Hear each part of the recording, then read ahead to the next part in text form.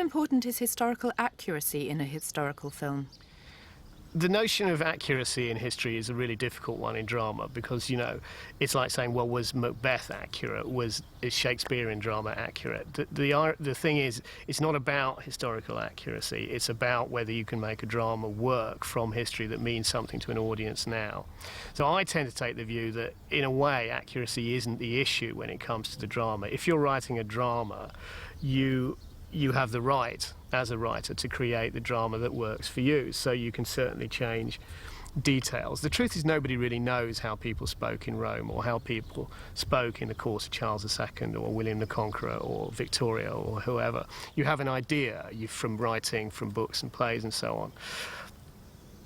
We know when certain things happen, what sort of dates happened. I think it's really a question of judgment. If you make history ridiculous, if you change details to the point where history is an absurdity, then obviously things become more difficult. The truth is that the more recent history is, the more difficult it is not to be authentic to it. In a way, it's much easier to play fast and loose with the details of what happened in Rome than it is to play fast and loose with the details of what happened in the Iraq War, say, you know. So it's all a matter of perspective in some ways.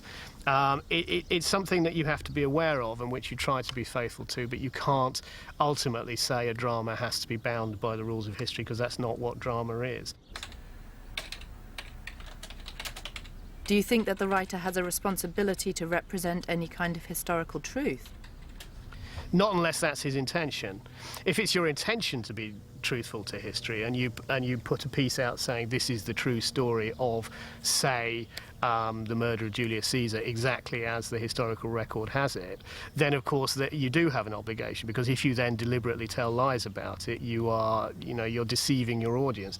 If, however, you say you're writing a drama about the assassination of Julius Caesar purely from your own perspective and entirely in a fictional context, then you have the right to tell the story however you like. I don't think you have any obligation except to the story that you're telling.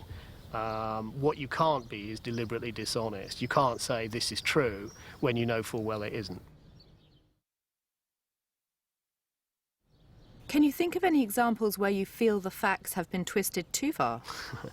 Well, I think the notion of whether a historical film has gone too far in presenting a dramatised fictional version of the truth is a really matter of personal taste. The danger is, with any historical film, that if that becomes the only thing that the audience sees on that subject, if it becomes the received version of the truth, as it were, because people don't always make the distinction between movies and reality and history, then obviously if that film is grossly irresponsible or grossly fantastic in its presentation of the truth, that could, I suppose, become controversial.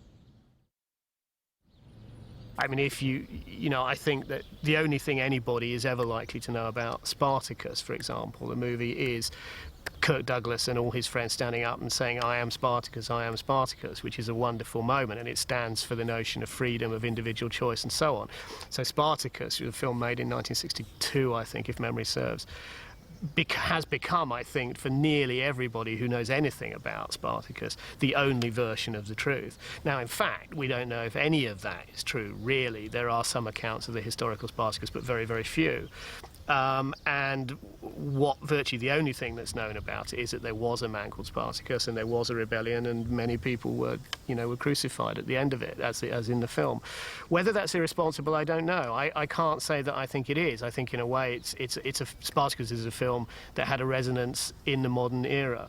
There are other examples. A lot of people felt that the version of William Wallace that was presented in Braveheart was really pushing the limits of what history could stand. In effect, his whole career was invented in the film, or at least built on to such a degree that some people felt that perhaps it was more about the notion of Scotland as an independent country than it was about history as an authentic spectacle. But again, these things are a matter of purely personal taste. I mean, I enjoyed Braveheart immensely.